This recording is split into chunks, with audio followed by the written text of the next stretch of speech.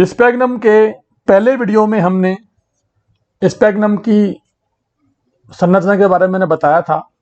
Class ब्रायोफिरा के मुख्य लक्षणों के बारे में मैंने अवगत कराया था। इसके अलावा स्पैग्नम का वर्गीकरण, स्पैग्नम का आवास व वितरण, इसके अलावा गैमेटोफाइट की बाह्य संरचना, जिसकी वजह से इसको क्लास ब्रायोफिरा में रखा गया है। यानी जो मेन एक्सिस यानी पर्णिल अवस्था यहाँ पर गैमेटोफाइट की पाई जाती है। तो ये हमने पहले सब वीडियो में जान लिया था। इस वीडियो में हम देखेंगे गैमेटोफाइट की आंतरिक संरचना के बारे में। आंतरिक संरचना में मुख्य अक्ष की आंतरिक संरचना और पत्ती की आंतरिक संरचना, जनन के बारे में जिसमें कायिक जनन होगा और सेक्सुअल रिप्रोडक्शन होगा। इसके अलावा मैच्योर एंथ्रीडियम के बारे में, मैच्योर आर्केगोनियम के बारे में, और फिर उसके बाद में निषेचन, उसके बाद में स्ट्रक्चर ऑफ स्पोरोफाइट यानी परिपक्व बीजाणुविद की संरचना के बारे में, जो एक ही महत्वपूर्ण परीक्षा उपयोगी एक कंटेंट है जो हमेशा परीक्षा में आता है। तो सबसे पहले हम शुरुआत करते हैं। युग्मगोचरावस्था में सबसे मुख्य जो पार्ट है वो है उसका मेन एक्सिस। तो इसके द्वारा ही पूरे प्लांट का निर्माण होता है। तो मुख्य अक्ष की आंतरिक संरचना में सबसे पहले देखिए कॉर्टेक्स। ये जो फोटो है ये इसका सोर्स BR वशिष्ठ एस चांद कंपनी जो पब्लिकेशंस है उससे लिया गया है। ये दिल्ली पब्लिकेशंस की बुक है जो वहां से इसको लिया गया है। और कॉर्टेक्स में जो सबसे बाहरी लेयर है वो कॉर्टेक्स कहलाती है। ये 2-4 स्तरीय पतली भित्ति युक्त काचाभ कोशिकाओं से निर्मित होता है। इन कोशिकाओं में जल संचयन करने की क्षमता पाई जाती है तथा एक जो विशेष जाति है उसका मैं यहां जिक्र करना चाहूंगा, स्पैग्नम मोलस्कम। स्पैग्नम मोलस्कम में कॉर्टेक्स क्षेत्र की कुछ परिधीय कोशिकाएं लंबी होकर बोतल के समान संरचना बनाती है। इनका आधारीय भाग चौड़ा और ग्रीवा पतली, वक्रित एवं छिद्र युक्त होती है। इन्हें रिटार्ट कोशिकाएं कहते हैं। यहां देखिए आप, रिटार्ट कोशिकाएं कहते हैं। जो द्वितीय डायग्राम में देखिए आप यहाँ पे, ये है रिटार्ट कोशिकाएं। ये सारी परिधीय कोशिकाएं हैं जिनमें स्पैग्नम मोलस्कम में पाई जाती हैं और इनके अंदर जल संचयन की अद्भुत शक्ति यहाँ पर होती है। तो इस तरह से ये परीक्षा के लिए महत्वपूर्ण है स्पैग्नम मोलस्कम। अब हम बात करते हैं मुख्य अक्ष के नेक्स्ट पार्ट की, जिसमें कहते हैं प्रोजेनकाइमेटस रीजन यानी दीर्घ उत्तकीय क्षेत्र। यह कॉर्टेक्स के भीतर की ओर स्थित होता है। इस क्षेत्र में स्थूल भित्ति युक्त कोशिकाओं के 4 से 6 स्तर पाए जाते हैं। देखो यहां से 4 से 6 स्तर यहाँ पे पाए जाते हैं जिनकी कोशिकाएं भित्ति मोटी होती है। इसका काम क्या है? यांत्रिक सामर्थ्य प्रदान करना। इसको हम हाइड्रोम भी कह सकते हैं। इस भाग को हम कहते हैं हाइड्रोम, यानी ये यांत्रिक सामर्थ्य प्रदान करता है। तीसरा पार्ट है मेडुला यानी केंद्रीय भाग या सेंट्रल सिलेंडर। यह अक्ष के केंद्र भाग में स्थित पित्त की तरह होता है। पेरेन्काइमेटस कोशिकाओं का बना होता है, लेकिन कुछ जातियां जैसे स्पैग्नम पोलस्ट्री में इस क्षेत्र की कोशिकाओं में जो उनकी भित्ति होती है मोटी होती है और सघन होती है। कुछ जातियों में जैसे स्पैग्नम पोलस्ट्री मैंने पहले बताया है। और इसका काम क्या है? भोजन का संग्रहण करना। इसका काम है भोजन का स्टोर करना। इस तरह से यह हो गई मुख्य अक्ष की आंतरिक संरचना। यह सोर्स इसका भी BR वशिष्ठ एस चांद कंपनी बुक, दिल्ली का यह रेफरेंस है, वहां से यह फोटो लिया गया है। अब हम बात करते हैं जो पत्तियां हैं स्पैग्नम की, उसकी आंतरिक संरचना के बारे में। पत्ती की जो बाह्य संरचना है वो आपके सामने देखो चित्र में दिखाई दे रही है। ये फोटो गूगल से लिया गया है। इस तरह से एक पत्ती बनी होती है। स्पैग्नम की पत्तियों की मोटाई एक कोशिकीय होती है और जो इसका लेमिना है या पर्णफलक, इसमें 2 प्रकार की कोशिकाएं स्पष्ट रूप से पाई जाती हैं। पहली कोशिकाएं होती है क्लोरोफिलस सेल्स, यानी क्लोरोफिल युक्त कोशिकाएं। ये देखिए यहाँ पे ये रही, ये क्लोरोफिलस सेल्स, जो ये ग्रीन ग्रीन है ये पूरा, ये है क्लोरोफिलस सेल्स, ग्रीन ग्रीन वाला पार्ट। ये छोटी व जीवित कोशिकाएं हैं, ये छोटी व जीवित कोशिकाएं हैं, इनको फोटोसिंथेटिक कोशिकाएं भी कहते हैं।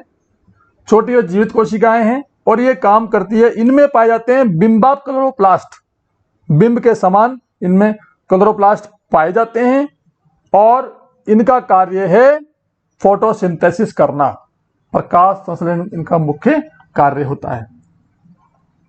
दूसरी कोशिकाएं या पहली जो अपन कह सकते हैं हाइलाइन सेल्स, काचाप कोशिकाएं, जो यहाँ पे दिख रही है, आपको पूरा स्पेस दिख रहा है पूरा आपको यहां से यहां तक, ये है हाइलाइन कोशिकाएं, काचाप कोशिकाएं। ये कोशिकाएं मृत कोशिकाएं हैं, ये बड़ी पॉलीगोनल एवं मृत कोशिकाएं हैं, इनमें जल भरा रहता है, अतः ये कैपिलरी सेल्स भी कहलाती हैं। पत्ती में उपरोक्त दोनों प्रकार की कोशिकाएं नियमित एकांतर क्रम में व्यवस्थित होती है। इस तरह से ये इसकी संरचना है, पत्ती की संरचना है, पाई जाती हैं। इसके अलावा कुछ जातियां हैं, जैसे स्पैग्नम एक्यूटिफोलियम में काचाप कोशिकाएं निचली सतह की ओर उभरी हुई होती हैं और जो प्रकाश संश्लेषी कोशिकाएं के आधार ऊपरी सतह की ओर समान तल में होते हैं।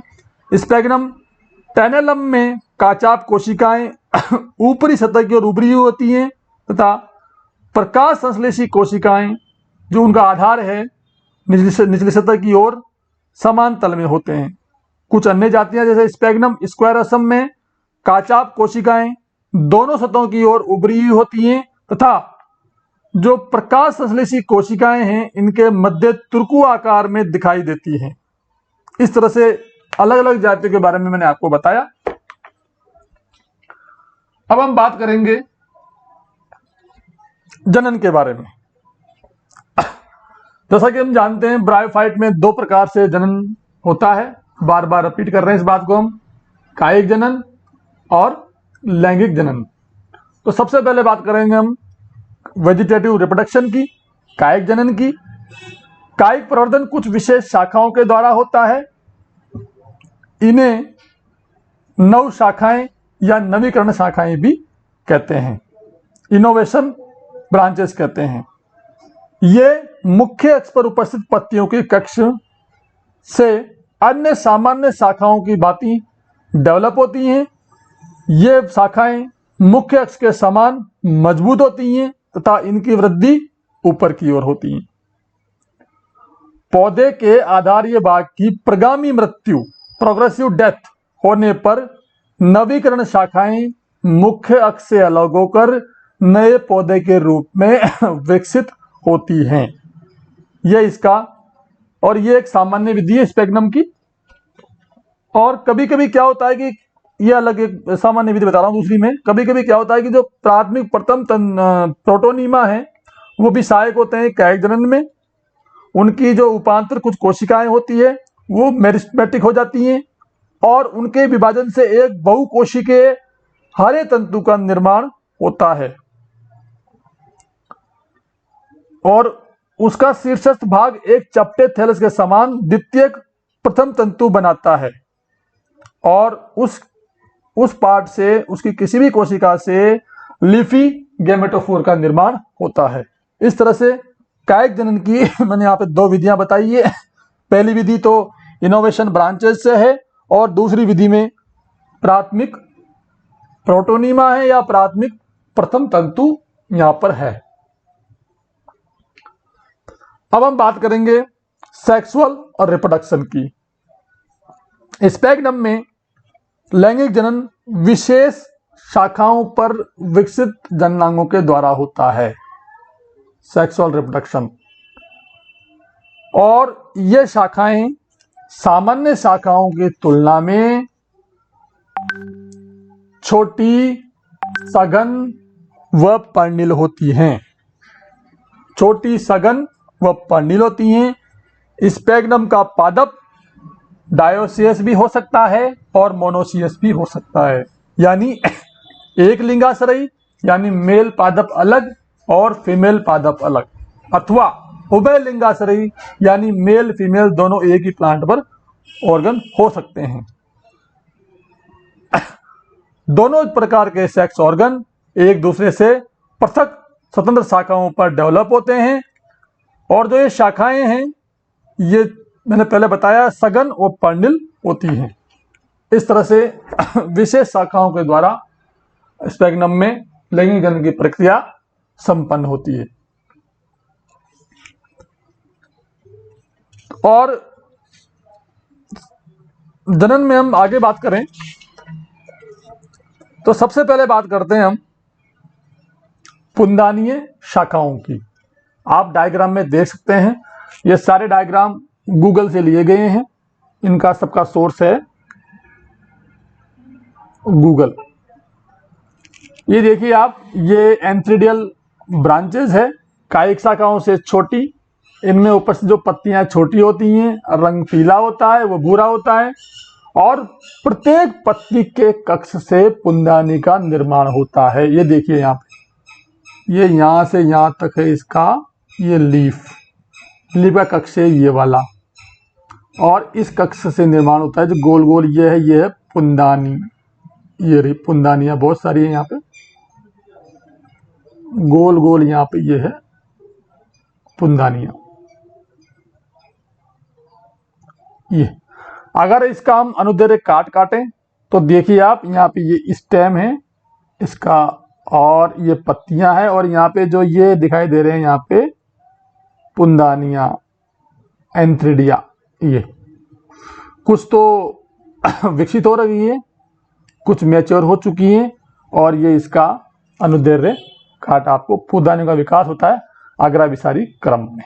इस तरह से पुंदानियों का यहाँ पे शाखा के जो मैं अनुदैर्घ्य काट के आपको बताया है। पुंदानी की संरचना के बारे में देखिए। अब आप पुंदानी का विकास है वो पहले बता देता हूं मैं आपको। पुंदानी का विकास अक्ष की एक पृष्ठीय कोशिका से होता है। सुपरफिशियल सेल से पुंदानी का निर्माण होता है। यह कोशिका एक पेपिला के समान आउटग्रोथ के रूप में वृद्धि करती है, इसे कहते हैं पुंदानी प्रारंभिका। और पुंदानी प्रारंभिका के विकास के दौरान एक परिपक्व पुंदानी का निर्माण होता है, जो आप यहाँ पे देख रहे हैं, जो एक कोशिका से पुंदानी का निर्माण यहाँ पे होता है। तो उस कोशिका को मैंने बता दिया, एंथ्रीडियम इनिशियल, उसके द्वारा ही इसका निर्माण होता है।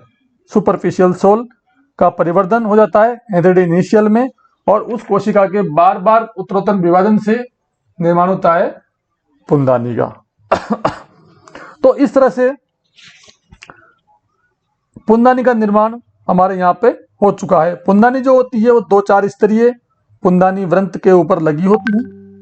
और इस वीडियो में यहाँ तक ही, अगले वीडियो में आगे बात करेंगे। सभी को बहुत बहुत धन्यवाद।